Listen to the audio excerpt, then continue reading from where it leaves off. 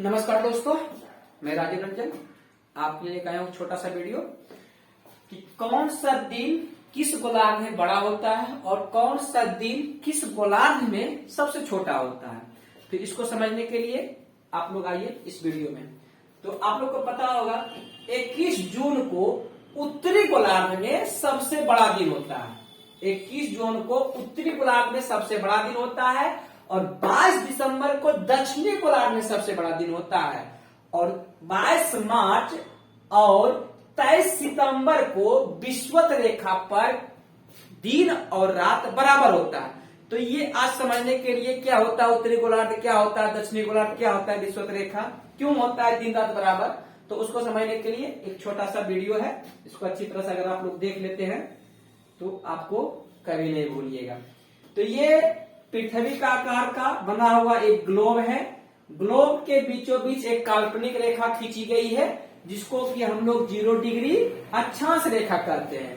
0 degree अक्षांश रेखा पृथ्वी के बीचों बीच से गुजरती है, इसलिए इसको भूमध्य रेखा भी कहते हैं या विषुवत रेखा भी कहते हैं। 0 डिग्री अक्षांश रेखा मतलब इसको 3 नाम से जाना जाता है। 0 डिग्री अक्षांश रेखा भी जाना जाता है, भूमध्य रेखा भी कहा गया है और विषुवत रेखा भी कहा गया। कोई एक नाम लिख लीजिए यहाँ पर, भूमध्य रेखा।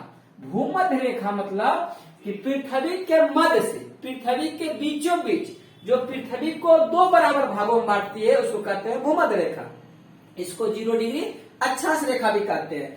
इसको ये जो पृथ्वी के 2 भागों में बांटती है, ऊपरी भाग को उत्तरी गोलार्ध और दक्षिणी भाग को निचले भाग को दक्षिणी गोलार्ध। इसको नॉर्थ पोल भी कहते हैं, इसको साउथ पोल, दक्षिण को साउथ, उत्तर को नॉर्थ। तो 0 डिग्री अक्षांश रेखा पृथ्वी को 2 बराबर भागों में बांटती है, ऊपरी भाग को उत्तरी गोलार्ध और निचले भाग को दक्षिणी गोलार्ध। इसी के जस्ट 27 डिग्री उत्तर की ओर, कितना 27 डिग्री किधर खींचा गया है, उत्तरी गोलार्ध में, नॉर्थ पोल में। तो इसका नाम रखा गया, ये भी एक अक्षांश रेखा, इसका नाम रखा गया है कर्क रेखा। कौन सा रेखा कहा गया है, कर्क रेखा। विषुवत रेखा से 27 डिग्री उत्तरी अक्षांश की ओर खींचे जाने वाली रेखा को हम लोग कहते हैं कर्क रेखा। जस्ट नीचे में आएंगे, विषुवत रेखा से 27 डिग्री दक्षिणी अक्षांश की ओर खींचे जाने वाली रेखा को कहते हैं मकर रेखा। कौन सा रेखा, मकर रेखा। तो आई ये तीनों रेखा के बारे में पहले भी आप लोग समझते होंगे। तो इसी पर पूरा कॉन्सेप्ट है। आप लोग को पता होगा कि सूर्य जो है, यह जो है सालों भर कर्क रेखा से मकर रेखा के बीच में ही घूर्णन करती है।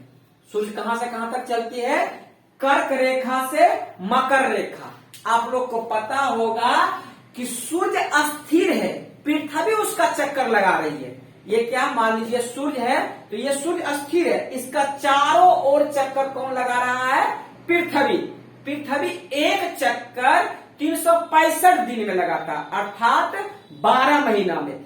तो पृथ्वी बार और पृथ्वी कितना अपने अक्ष पर झुका हुआ है, 27 डिग्री। इसीलिए अगर सीधा रहता तो सीधे खाली विषुवत रेखा पर सालों भर सूर्य पड़ता, लेकिन ये झुके रहने के कारण क्या होता है, सूर्य जो है ऊपर में विषुवत रेखा से 27 डिग्री ऊपर कर्क रेखा और 27 डिग्री नीचे दक्षिण में मकर रेखा के बीच में घूर्णन करते रहता है। इसी के कारण क्या होता है, दिन रात में चेंज होता है।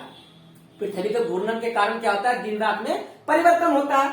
तो इसको समझने के लिए आप लोग को पता होगा पृथ्वी कितना समय में घूम रहा है, 1 साल में।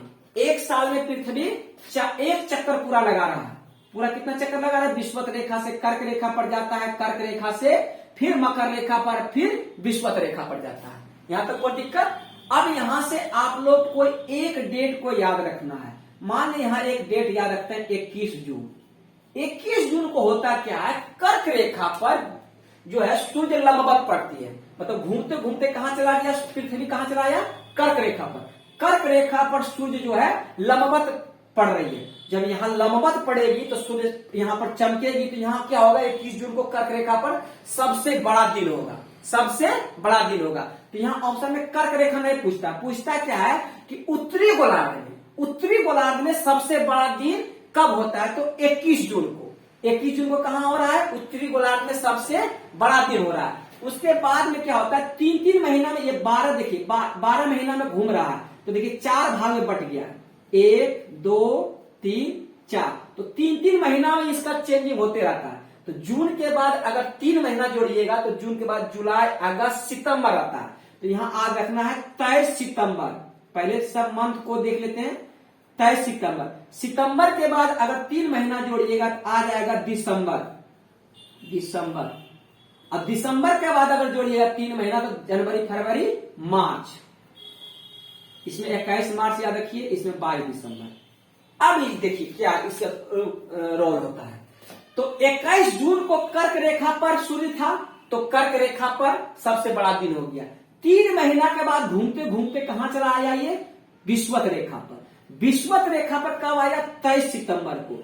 फिर इसके बाद 3 महीना के बाद कहां चला आया, ये मकर रेखा। मकर रेखा पर कब आया, 22 दिसंबर। जब मकर रेखा पर आया सूर्य 22 दिसंबर को, तो मकर रेखा पर 22 दिसंबर को सबसे बड़ा दिन होगा। कब होगा, 22 दिसंबर को मकर रेखा पर सबसे बड़ा दिन होगा। अब जब 22 दिसंबर को मकर रेखा अर्थात उत्तरी दक्षिणी गोलार्ध में सबसे बड़ा दिन हो रहा है, तो 22 दिसंबर को कर्क रेखा में क्या होगा, सबसे छोटा दिन होगा। क्योंकि सूर्य यहां है तो यहां बड़ा हो रहा है, तो यहां छोटा, यहां नहीं होगा, यहां तो बीच में हो जाएगा। तो सबसे अंतिम पॉइंट क्या है, यहां पर है।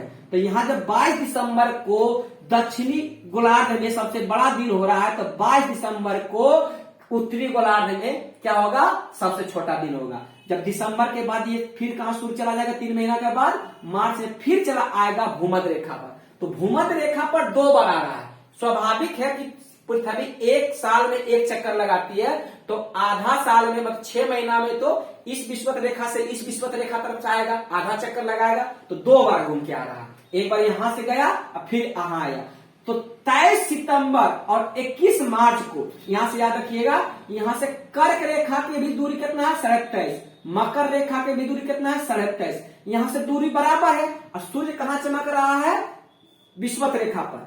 23 सितंबर और 21 मार्च को कहां सूर्य चमक रहा है, विषुवत रेखा पर। तो यहां पर क्या होगा, दिन और रात क्या होगा, बराबर होगा। यहां से क्या दूरी दोनों का बराबर है, तो इसलिए दिन और रात क्या होगा, बराबर कब होगा, 23 सितंबर और 21 मार्च। तो एक बार फिर से रिकॉल करेंगे, 21 जून को कहां पर सूर्य है, उत्तरी गोलार्ध में। तो उत्तरी गोलार्ध में क्या होगा, सबसे बड़ा दिन। जहां पर सूर्य चमकेगा वहां सबसे बड़ा दिन। 21 जून को उत्तरी गोलार्ध में सबसे बड़ा दिन, 21 जून को दक्षिणी गोलार्ध में सबसे छोटा दिन। उसके बाद क्या होगा, 22 दिसंबर को दक्षिणी गोलार्ध में सबसे बड़ा दिन, 22 दिसंबर को उत्तरी गोलार्ध में क्या होगा, सबसे छोटा दिन। 23 सितंबर और 21 मार्च को क्या होगा, दिन रात बराबर होगा। तो मुझे लगता है कि अब ये कॉन्सेप्ट आप लोग को समझ में आ गया होगा। अगर ये वीडियो अच्छी लगी तो लाइक और सब्सक्राइब कीजिए। Thank you.